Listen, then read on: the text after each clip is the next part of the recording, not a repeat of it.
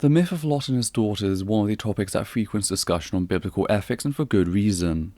But of course the apologists are here to explain it all away, giving us today's video by 119 Ministries, titled simply, Lot's Daughters. Let's get started. Prior to the destruction of Sodom and Gomorrah, Lot, a righteous man, is visited by two angels, or messengers of Yahweh. During this visitation, the two messengers receive some attention from men from Sodom. They expressed interest in having relations with these men, requesting Lot to bring them outside his house. In response, Lot offered his daughters instead. This is not only confusing to believers, but the skeptic of the faith sees this as a highly unethical response by Lot, which is concerning, because Lot is defined as a righteous individual. The skeptic rightfully asks, how is it righteous to offer one's own daughters to a sexually charged mob outside of his home? This is a very good and legitimate question. No, the legitimate question is how it is righteous to offer your daughters to be raped. Changing this very clear depiction of what happened to offering his daughters to a, quote, sexually charged mob is a way to reduce the impact of what is actually written. In this we already catch what seems to be a lack of conviction on your part. It makes you seem uncertain in your defense, at least enough to include an escape hatch should it fall apart. The answer lies in the testimony of the event itself. Let's read Genesis chapter 19. The two angels came to Sodom in the evening, and Lot was sitting in the gate of Sodom. When Lot saw them, he rose to meet them and bowed himself with his face to the earth and said, My lords, please turn aside to your servant's house and spend the night and wash your feet. Then you may rise up early and go on your way. They said, No, we will spend the night in the town square. But he pressed them strongly. So they turned aside to him and entered his house. And he made them a feast and baked unleavened bread, and they ate. But before they lay down, the men of the city, the men of Sodom, both young and old, all the people to the last man, surrounded the house. And they called to Lot, Where are the men who came to you tonight? Bring them out to us, that we may know them. Clearly, the men that have spoken have revealed their interest in these men, meaning they are interested in other men. Keep that in mind as we continue.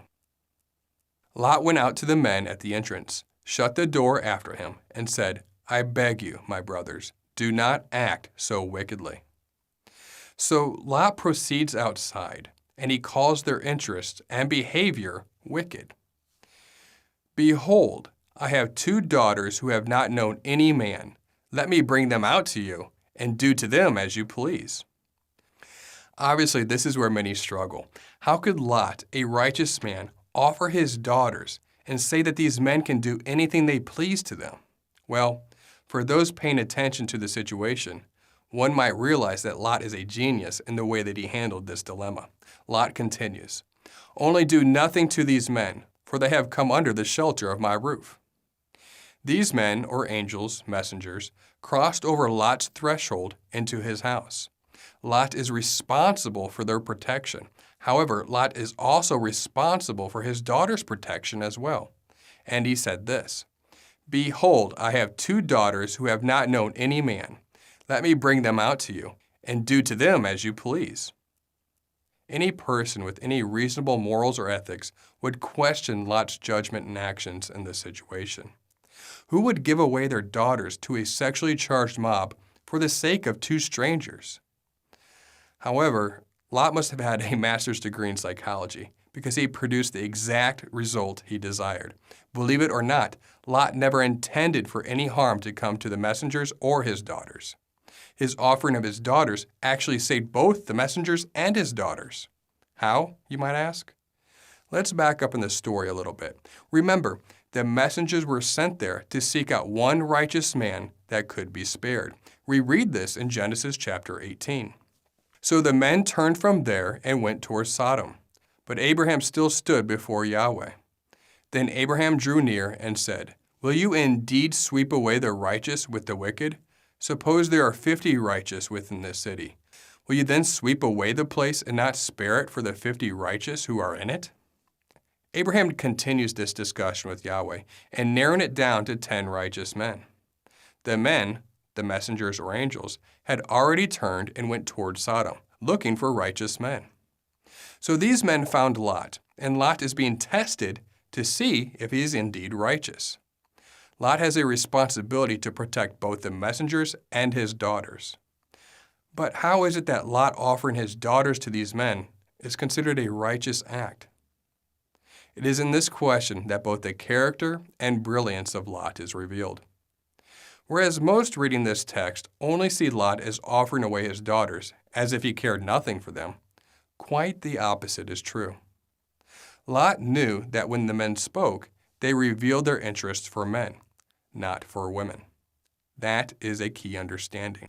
I saw exactly where this was going, though part of me held on to the idea that surely not even a Christian apologist could be so blind to make such a desperate attempt to explain away Lot's offering his daughters for rape. But alas, you did. You went there and demonstrated a foundational ignorance of sexuality and rape. Starting on the sexuality front, someone being interested in someone of the same gender does not exclude them from being interested in someone of the opposite gender. Bisexual people do exist.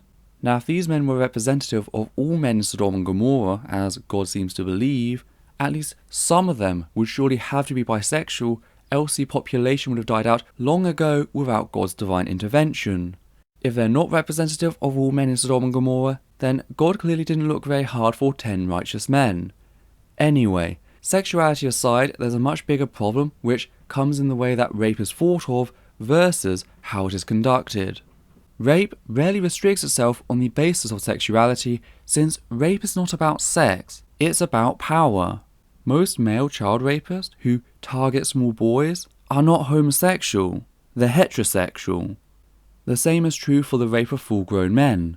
War rape is a well-known phenomenon in which rape against not only the women but the men of conquered nations is used as a means of psychological violence. So well done in royally screwing up there. I hope you have something else to add, because if that's it, then I can see why you utilize the euphemism for Lot offering his daughters to be raped. It's because the argument is total shit. So, almost mockingly, Lot offered them not men, but his daughters, right after calling their tendencies, interests, and behaviors wicked. They reacted exactly how Lot wanted. They would have been a lot happier if Lot offered them up sons instead of daughters. And you make that statement by what basis? Also, Lot likely wouldn't have offered sons if he had them, because sons have greater value in the peoples of that time. Women were property for men to do with them what they will. That's why this is not the only time such an event occurs in the Bible. Judges 19 describe a similar story involving a Levite and his concubine, as well as a local man and his daughter, which from passage 20 reads as quote, "You are welcome at my house," the old man said.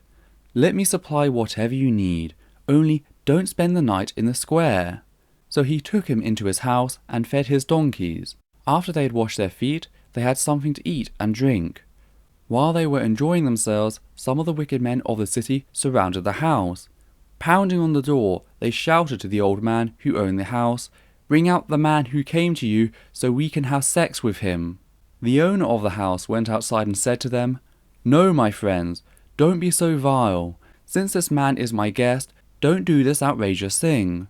Look, here is my virgin daughter and his concubine. I will bring them out to you now, and you can use them and do to them whatever you wish. But as for this man, don't do such an outrageous thing."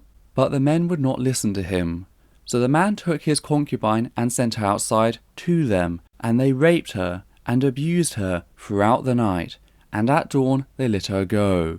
At daybreak the woman went back to the house where her master was staying, fell down at the door, and lay there until daylight. When her master got up in the morning and opened the door of the house and stepped out to the concubine on his way, there lay his concubine, fallen in the doorway of the house, with her hands on the threshold.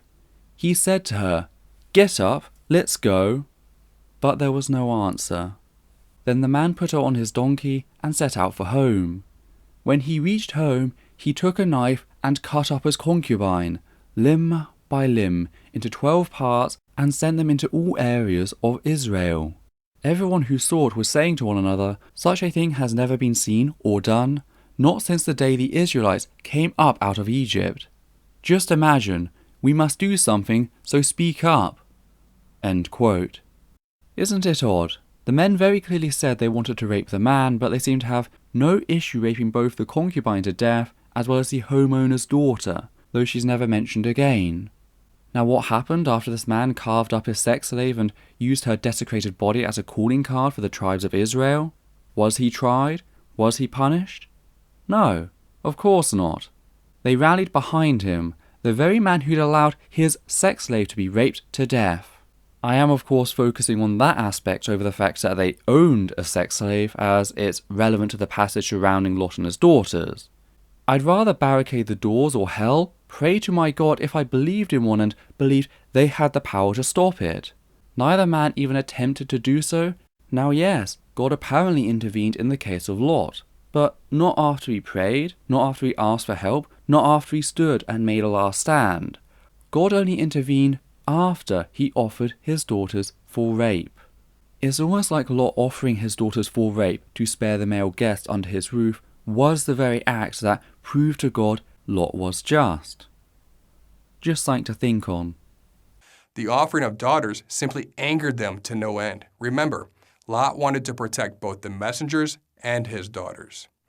So what he did by offering the mob his daughters was to shift the mob's attention and interest of lust for the messengers to the hatred and anger toward Lot, so that they would completely forget about the messengers and the mob could have cared less about the daughters. Let's continue reading and see this play out. Genesis chapter 19, verses 1 through 11.